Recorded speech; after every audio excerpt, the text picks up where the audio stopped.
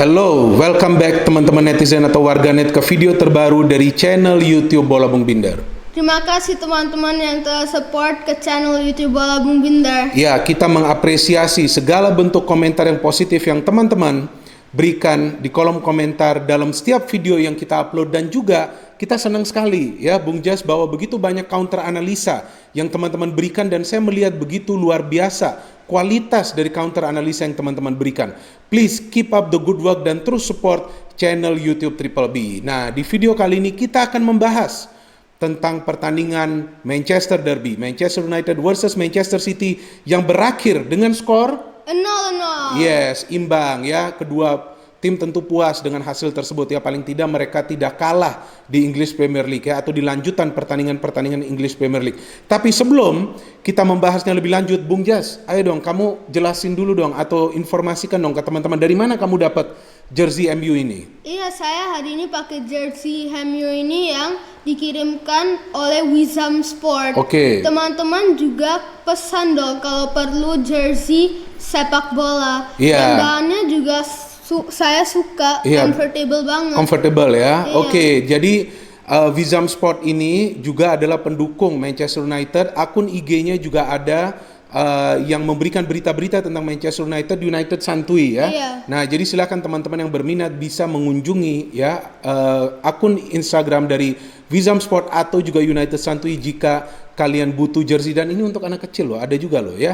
Jadi Iya. silakan teman-teman yang ingin memberikan ke anak-anak kalian jersey tim yang kalian support, ya tentunya yang anak kalian support ya, jangan paksakan anak Anda untuk dukung tim yang Anda dukung ya. Seperti saya mendukung Arsenal, tapi Bung Jas dukungnya MU. Iya. Gak apa-apa, yang penting kita tetap happy saja Nanti nonton Bung gamenya. Binder juga bisa dapat kan Arsenal punya jersey. Iya, gak masalah ya, Arsenal punya jersey nanti saya beli kalau Arsenal juara. Ya anyway, walaupun itu susah banget, tapi gak masalah. Kita tetap harapkan yang terbaik. Oke, di game kali ini ya, seharusnya jika City ataupun MU bisa meraih kemenangan, maka mereka akan memperdekat atau memperkecil jarak mereka dengan pimpinan klasmen sementara yakni Tottenham Hotspur. Sayang, pertandingan ini berakhir imbang. Menurut Bung Jas, fair result kan ini, hasil yang adil atau memuaskan atau tidak sih bagi kedua tim ini hasil skor imbang 0-0? Ya harusnya sih satu tim bisa menang, Oke. tapi kan di match ini dua-dua goalkeepernya bagus banget. Oke, De Gea dan juga Ederson ya, betul juga teman-teman. De Gea dan Ederson melakukan beberapa save krusial karena memang tidak banyak peluang yang tercipta di game ini. Kenapa? Karena kedua tim ini betul-betul bermain bagus di sektor defense mereka. Itu yang menyulitkan mereka untuk menciptakan clear shot on target. Sulit banget. Bahkan mereka perlu melakukan beberapa kali passing plus kombinasi gerakan individual dari para pemain mereka untuk bisa menciptakan peluang on target. Oke, so Bung Jas, menurut kamu dari lineup yang diturunin Ole, ini kan Iya. yang kita kaget nih waktu kita nonton nih tadi pagi nih, ya kan sudah jam 12 lewat ya, jadi kita anggap sudah hari ini. Iya. Nah, tadi pagi Pogba dimainkan nih sama Ole. Gimana kamu lihat permainan Pogba? Kan Pogba ini kan biasanya nih kalau main dibilang sering lakukan kesalahan, terus ia yang dibilang mainnya lamban. Nah, kamu lihatnya seperti apa Pogba? Nanti saya juga kasih analisa saya. Ya kalau di match ini sih dia kan good player. Oke, Dia how bisa- good? Dia bisa tackle, dia Oke. bisa pass, kadang-kadang dia bisa shoot juga Iya. kan. Terus kalau ada pemain City susah. Lewatin dia Iya. ya.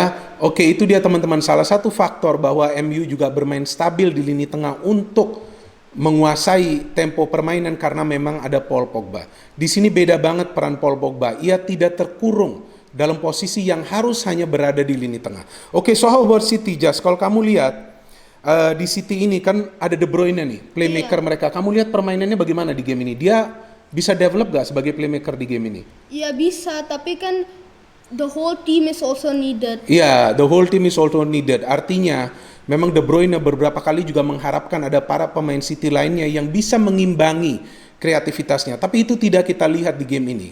Hanya sesekali Sterling ataupun Mahrez masuk dalam posisi free. Itu menyulitkan De Bruyne untuk mengirimkan umpan-umpan yang akurat. Kita tahu De Bruyne adalah assist man yang diandalkan oleh Manchester City. Oke, sekarang kita berbicara soal line up ya. Pertama, saya ingin memberikan beberapa fakta. yakni Manchester United dalam 5 pertandingan terakhir English Premier League tidak terkalahkan. Ya lumayan dong, ya kan? Manchester City dalam 6 pertandingan terakhir di seluruh kompetisi atau semua kompetisi yang mereka partisipasi belum kemasukan gol. Wah, luar biasa loh. Artinya City ini berbenah secara defensif, di mana kita melihat sekarang mereka menjadi tim yang sulit dibobol gawangnya, terlepas juga dari penampilan Ederson yang memang selalu diandalkan. Tapi kita lihat sekarang City menjadi tim kedua, saya kira setelah is it Liverpool? No, Tottenham Hotspur. Ya, tim kedua setelah Tottenham Hotspur yang memiliki defensive record yang bagus. Tottenham baru kemasukan 9 gol dari 11 pertandingan, sementara City baru kemasukan 11 gol dari 11 pertandingan. Oke, dari line up tadi sudah sedikit lah kita bahas ya dengan Bung Jas soal Paul Pogba yang dimainkan. Ini sebuah kejutan, dan saya juga mengharapkan tadinya bahwa Juan Mata yang bermain, tapi memang Ole kapan-kapan juga bisa membuat kejutan dengan menurunkan pemain yang berbeda di starting lineup.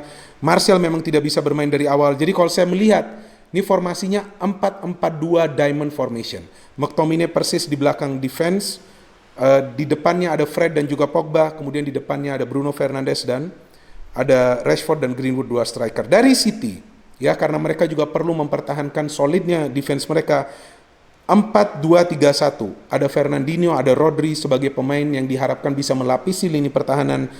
Di depannya ada Sterling, De Bruyne, Mahrez, dan Jesus. Artinya ada 4 pemain City yang memiliki kemampuan mencetak gol sama bagusnya.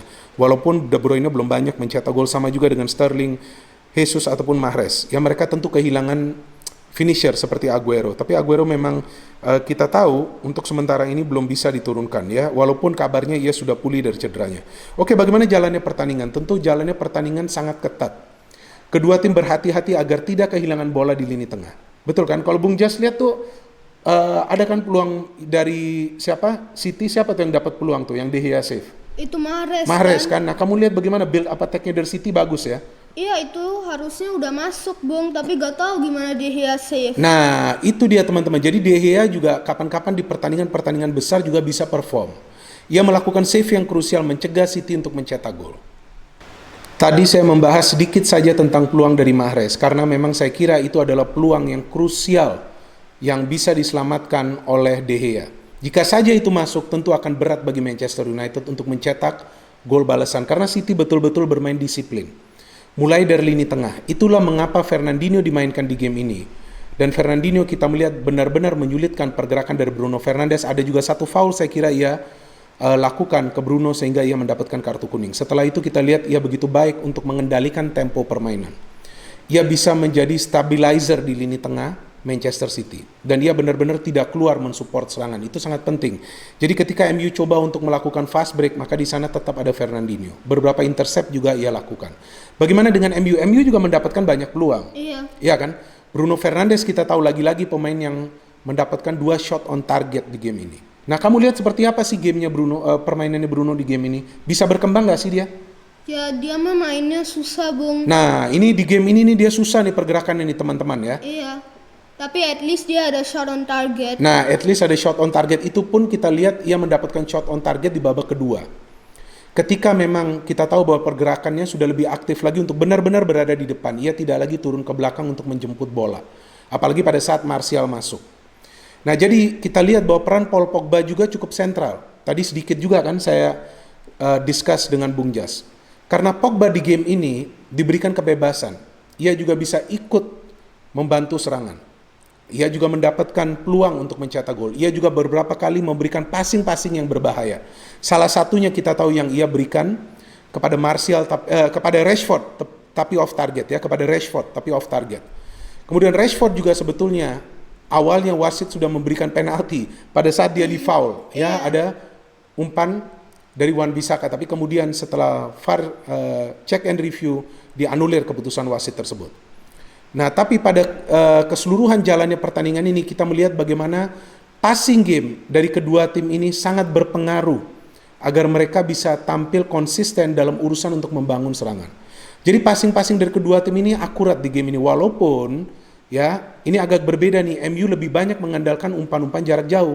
Apakah itu dari Maguire, ya apakah itu dari Luke Shaw. Mereka coba untuk memberikan bola tersebut secepat mungkin kepada Greenwood ataupun kepada Rashford, karena ada 2 ujung tombak yang bermain.